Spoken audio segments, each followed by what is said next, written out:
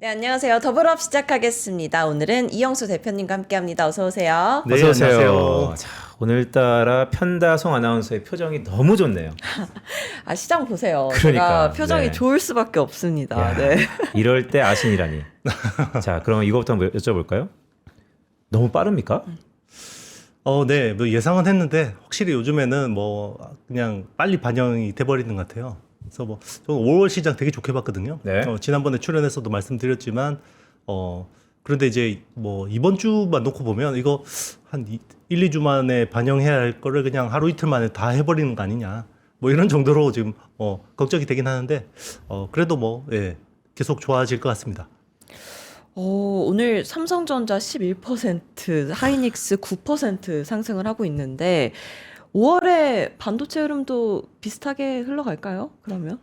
네, 일단 뭐 지금 펀더멘털로 보면 네. 4월 수출 데이터가 굉장히 잘 나왔고요. 네.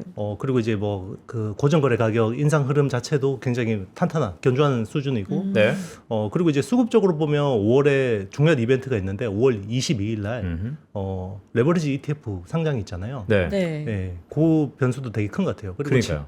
최근에는 그리고 이제 미국에서 네. 개인 투자자들이 한국 주식을 살 수 있는 그런 방법들이 많이 생기고 있는데 네. 대표적으로 이제 ETF죠. 네. 최근 이제 신규 상장한 디램 같은 그 티커가 디램이에요. 네. 거기에서 이제 거의 삼성전자, SK 하이닉스를 그 절반 정도를 살 수 있게 됐거든요. 그러니까 이제 그쪽에서 들어오는 수급도 무시 못하는 것 같습니다. 아, 근데 그 레버리지가 참 진입 시점이 매우 중요하잖아요. 잘못 들어갔다가 그날 하락이 크면 말 그대로 곱하기 아닙니까?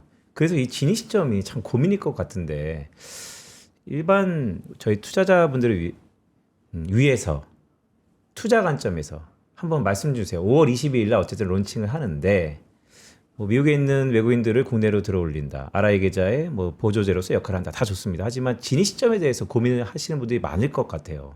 이렇게 많이 가파르게 오르고 있잖아요. 벌써. 어떻게 봐야 됩니까? 그 뒤로 전자닉스의 주가의 향방은 어떨까요? 일단 레버리지 ETF는 굉장히 단기적인 관점으로 봐야 될 것 같아요. 네. 그리고 이제 그 상장 시점 당일 사실 이제 며칠 많이 남았잖아요. 네. 그때 상장 시점 즈음 22일 즈음에서의 시장 분위기도 되게 중요할 것 같아요. 그때 뭐 만약에 하이닉스 주가가 200만 원이고 네. 삼성전자 주가가 30만 원 뚫어 있으면 조금 조심해야 될 수도 있죠. 그래요? 네. 그런데 이제 그거는 이제 아마 그때 좀 가서 판단해야 될 것 같아요. 지금은 굉장히 좀 이르다 판단이. 판단하기 굉장히 그 가격이라는 레벨 자체가 매우 중요하기 때문에 네. 네. 편다송 아나운서는 레버리지 나오면 살 거예요? 그건 좀 고민을 그것도 고민이야? 해보겠습니다. 아, 네. 진짜 고민하는 사람이 많은가 보다. 아, 근데 어제 간밤에 AMD 실적도 나왔잖아요. 근데 이 실적 부분에서 국내 반도체에 영향을 줄 포인트가 있었나요? 아신이 보시기에는?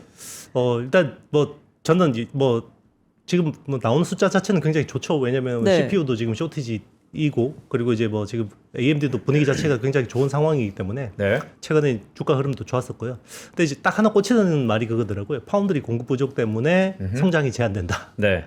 네. 그러니까 AMD 같은 경우는 100% TSMC 파운드리를 쓰는데 3나노 이하의 그 캐파가 굉장히 제한되어 있거든요. 근데 그게 아마 작년 말 기준으로 월 12만 장 정도 되고요. 웨이프가 네. 올해 뭐 한 28% 정도 증설을 해도 한 15만 3천 장 정도밖에 안 되는데 그 중에서 3에서 5%밖에 할당을 못 받아요. 아하. 왜냐하면 이게 일론 머스크가 사실 그 테슬라가 일론이 화가 났던 이유가 여기 있는데 TSMC 팹에 지금 줄 서 있는 고객들이 너무 많은데 네. 네. 최우선 고객은 엔비디아하고 애플이잖아요. 그러니까 나머지는 사실 좀 이제 제대로 대우를 못 받고 있는데 AMD가 지금 딱 그런 상황입니다. 그래서 지금 CPU 수요 넘치고 사실 GPU도 뭐 지금 수요가 나쁘지 않은데 공급 생산을 못하는 상황이죠. 그러다 보니까 이게 또 이제 반대로 생각하면 삼성 파운드리의 엄청난 기회 아닌가? 네. 네, 저는 이제 오늘 주가에 사실 그런 부분도 좀 반영이 돼 있다고 생각합니다. 그렇죠. 네. 그러니까 이게 2등 기업에 대해서 이제 각광을 받는 파운더리 입장에서가 오는데 그러다가 결국 삼성 파운더리가 해자는 아니잖아요. 각각 빅테크들이나 에휴 뭘 맡기냐 이제는 분업 없다 내가 스스로 할래 그렇게 확 가버리는 거 아닙니까? 파운드리를요? 네. 그럴 수도 있는데 그게 뭐 사실 쉬운 건 아니다. 네, 3, 4년 안에 해결될 부분은 아니고 그건 사실 한 7, 8년, 10년 뭐 중장기 계획을 가지고 해야 될 것 같고 네. 뭐 그게 이제 테슬라 테라팹 이야기, 일론의 테라팹 이야기 하시는 것 같은데 그거 사실 쉽지 않습니다. 쉽지 않다. 네네. 왜냐하면 주식시장은 쉽지 않다 하더라도 그런 가능성이 있다 그러면 주가가 움직이니까요. 그렇죠. 그런데 다행스럽게 이제 요즘에는 투자자들이 반도체에 대한 지식도 굉장히 높고 이제 일론이 그냥 한번 블러핑으로 하는 이야기인지 아니면 진짜로 할 건지에 대해서 잘 판단하시는 것 같아요. 그리고 하이닉스가 오늘 158만 원을 넘어서서 시총 1,100조를 넘어섰어요. 네. 그리고 외국인이 들어왔잖아요. 하이닉스에 대해서 지금 사야 할까 아니면 지금은 좀 늦었나라고 고민하시는 분들이 많을 것 같은데 이 부분에 대해서는 어떻게 생각하시나요? 아하.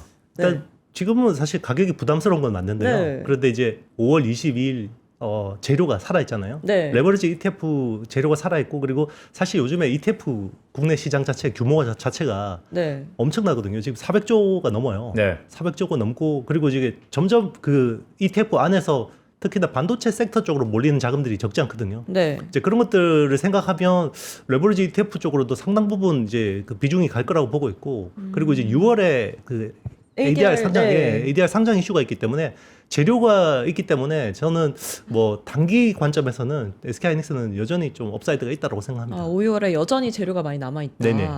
근데 이런 시각도 있어요. 삼성전자도 ADR 상장에 나서야 된다라는 시선이 있는데 이 부분에 대해서 어떻게 생각하시나요? 저는 수순이라고 생각해요. 아하. 네, 갈 거라고 봅니다. 근데 이제 다만 언제 할 거냐. 네, 언제? 네, 이 좋은 재료를 가지고 언제 쓸 거냐가 되게 중요할 것 같은데 거기는 사실 뭐 경영진들의 어떤 중요한 전략적인 판단이 있겠죠. 유니언들이 저렇게 스트라이크를 하는데 가능할까요? ADR 상장? 그러니까 뭐 파워 이슈가 있을 때 저걸 터뜨려 보면 사실 그 호재하고 악재가 상쇄돼 버리기 때문에 네. 저는 이제 지금 시점은 아닐 거라고 보고 있는데 뭐 지금 이제 회사가 준비하는 것들을 보면 뭐 주주 환원이라든지 아니면 배당 확대라든지 자 그런 흐름들은 결국 미국으로 가기에는 굉장히 어떤 좋은 사전 정지 작업이 될 수 있다고 생각하고 있습니다. 근데 이런 시선도 있었잖아요. 급격하게 오른 만큼 숨고르기를 할 거다라는 시각도 있었는데 5, 6월엔 여전 재료가 있어서 계속 갈 거라고 말씀을 하셨어요. 근데 그 이후에는 숨고르기에 들어갈 것 같은가요? 아니면 공급 부족의 현실화 가능성 때문에 이 부분은 굳건할 거라고 생각하시나요? 그러니까 사실 지금 투자자들은 그냥 네. 5월 시장만 보고 하면 좋을 것 같긴 한데요. 네. 약간 중장기적인 시각을 보시는 분들은 일단 이제 저는 6월 이후에는 조금 이제 한번 덜컹거릴 수 있다고 생각합니다. 특히나 반도체가. 그래요? 네. 왜요? 그거는 이제 제가 계속 나와서 말씀드리는 부분이지만 사이클상 이제 변곡점이 있는데 네. 지금은 이제 가격 P가 주도하는 사이클이잖아요. 네. 이게 어느 정도 이제 마무리가 되고 저는 Q가 주도하는 사이클로 넘어갈 거라고 보고 있거든요. 그러면 이제 주식 시장에서 투자 아이디어가 바뀔 때는 당연히 이제 약간 한번 덜컹거림이 있을 거라고 보고 있고 네. 그게 어느 정도 폭으로 조정받아 갈 거냐 아니면 뭐 단순하게 그냥 해프닝 정도로 그냥 가느냐 아니면 여기 조금 더 조정이 아프게 올 거냐 여기에 대한 어떤 변수는 하이퍼스케일러들의 투자 규모를 그러니까 투자 증가율이 어느 정도까지 나올 수 있느냐. 네. P에서 Q로 넘어가면 네네. 주가는 사후적으로 보면 엄청 올라 있겠지만 시장의 패션이 바뀌니까 그때는 통과 의뢰로 진통이 있다. 네. 얼마큼이 클지는 모르겠으나 그게 한 6월쯤이다. 6월 이후로 보고 있어요. 한 뭐 6월 말일 수도 있고 네. 아니면 뭐 7월 8월 정도일 수도 있고요. 그러면 단기적으로와 중장기적으로 전략을 다르게 가져가는 게 좋겠네요. 맞습니다. 지금은 사실 5월 시장은 좋게 보고 있기 때문에 네. 5월에는 겁나게 벌면 돼요. 진짜. 아, 네. 이게 그러니까 아유 하반기 안 좋아진대라고 해서 이제 지금 네. 괜히 보수적인 스탠스를 가져가는 거는 별로 좋지 않은 전략이고요. 오히려 뭐 5월, 6월 초까지는 열심히 벌고 그 네. 뒤로 약간 이제 현금 비중이나 이런 것들로 이제 뭔가 본인의 나름 리밸런싱 전략이 필요하지 않을까 생각합니다. 최근 디램 랜드 현물 가격이 어때요? 빠졌다가 다시 좀 올라가는 것 같던데. 네, 뭐 그 3월에 일단 이제 그 스팟 가격이 좀 주춤했다가 다시 꼭 갭이 한 20%로 붙었다가 원래 한 30% 정도 프리미엄이 있었거든요. 네. 그런데 이제 그게 한 20%대까지 붙었다가 다시 또 조금 벌어지는 흐름입니다. 그리고 아까 잠깐 언급을 하셨는데 레버리지 ETF에 대해서 얘기하셨잖아요. 근데 자산운용사별로 취급 종목이나 상품 구조의 차이가 있을까요? 뭐 차이가 있을 수도 있는데 기본적으로 파생을 활용하죠. 네, 이제 이거를 뭐 현물을 가지고 이렇게 다 세팅을 하진 않고요. 네. 아무래도 이 선물이나 이제 그런 것들을 활용해서 이제 2배 한 주를 사는데 이제 2배의 효과를 낼 수 있도록. 그러니까요. 그냥 구조화 시키지 말고 현물로만 그냥 2배 탁탁 사주면 너무 좋을 것 같은데. 그렇죠. 자, 그럼 이 얘기 좀 한번 네네. 해볼까요? 자, 지금 바야흐로 시장의 관심과 중심은 실적입니다. 그런데 글쎄 편나성 아나운서도 사석에서 계속 물어보더라고. 엔비디아 실적 발표 있잖아요. 20일입니다. 그때를 기점으로 실적 모멘텀은 꺾일 거다라는 분들도 꽤 있는 것 같아요. 어떨까요? 저는 그러니까 실적 모멘텀이라는 게 지금 기대치가 어느 정도인지가 되게 중요한 것 같은데요. 네. 제가 보기에는 이번 그 빅테크들의 실적 발표를 통해서 보면 캐펙스를 오히려 줄이는 흐름은 없어요. 그러니까 뭐 이번에 하이퍼스케일러들 지금 실적 발표를 보면 오히려 캐펙스 올해 예상한 것보다 더 늘었거든요. 원래는 한 7천억 달러 정도로 봤죠. 원래 4대 하이퍼스케일러들의 지금 캐펙스 합이 네. 7천억 달러 정도로 봤는데 지금 많게 보는 쪽은 거의 8천억 달러까지 보긴 하는데 올해. 네. 네. 그럼 왜 그렇게 늘렸냐? 이유는 뻔합니다. 반도체 가격이 올랐어요. 근데 반도체 가격 중에서 특히나 메모리 가격 오른 게 70%고요. 나머지 뭐 GPU나 다른 네트워크 쪽이나 이런 쪽도 계속해서 원가가 오르고 있기 때문에 그것 때문에 늘렸다. 이 심플한 이야기거든요. 네. 그렇기 때문에 그런 것들 보면 엔비디아도 뭐 이게 뭐 모멘텀이 지금 꺾이거나 뭐 향후 수주 흐름이 나빠지거나 뭐 그럴 가능성이 되게 낮다고 보고 있습니다. 정말 들어보니까 Q가 중요하네요. 왜냐하면 인플레이션으로 올랐다는 거 아니에요? 지금 기존의 전망보다. 네, 그렇죠. 전 이 질문도 드리고 싶은데 소부장에 대해서 질문을 드리고 싶어요. 지금 대형주 흐름이 좋으니까 대형주 위주로 투자를 해야 될까요? 아니면 소부장도 같이 봐야 될까요? 일단 레버리지 ETF 그 상장 이벤트가 살아있을 때까지는 네. 대형주가 더 유리합니다. 아. 그래서 아하. 삼성전자하고 SK하이닉스 쪽. 네. 어쨌든 두 종목이 레버리지 상품이 나오기 때문에 그쪽으로 수급이 좀 쏠릴 수 있고요. 네. 보면 지금 코스피는 강하고 계속 코스닥은 좀 약하잖아요. 네. 그런데 이제 워낙 또 뭐 빅2가 잘 가기 때문에 소부장주들도 좀 선별적으로 가긴 하는데 네. 아무래도 이 상승폭이 좀 상대적으로 좀 못하죠. 네. 그런데 이제 오히려 또 역발상으로 보면 요 이벤트 어떤 그 소멸 그러니까 이벤트가 나오는 시점을 계기로 해서 그동안 비싸서 못 샀던 소부장주들 내가 사고 싶었는데 너무 비싸서 못 샀다. 그런 주식들이 빠지면 더 좋은 거고 뭐 조금 쉬어간다 그러면 그때 좀 비중을 확보하는 것도 나쁘진 않습니다. 소부장 쪽에서 어떤 부분을 가장 주의 깊게 보고 계세요? 소부장이요? 네. 소부장 중에서도 이제 약간 예전처럼 다 좋아지는 그런 흐름은 아니거든요. 어떻게 보면 특정 영역이나 네네. 그쪽으로 이제 좀 집중해서 보는 게 중요한데 요즘에 약간 어떤 이쪽 산업계에서 제일 중요한 이 화두 중에 하나가 첨단 패키징 쪽이에요. 첨단 패키징. 네, 어드밴스드 패키징 쪽인데 네. 최근에 보면 원래 그 TSMC의 코어워스라고 하는 2.5D 패키징이 결국 AI 가속기의 병목이었거든요. 근데 이게 뭐 사실 2023년, 4년, 5년 매년 2배씩 캐파를 증설하고 있는데도 여전히 수요가 공급을 초과하는 상황이거든요. 네. 근데 이제 여기를 누가 대체할 수 있을까? 뭐 삼성의 iCube라는 기술이 있기 때문에 이거 가지고 혹시 대체할 수 있을까라고 했는데 최근에 뭐 뜬금없이 인텔이 EMIB라고 하는 그 비슷한 2.5D 패키징 기술 가지고 우리가 수율이 90% 나왔어라고 해서 굉장히 이제 공격적으로 영업을 하고 있는 상황이거든요. 네. 그러면 그쪽 관련된 기업들한테 이제 낙수 효과들이 좀 많이 갈 수 있는데 네.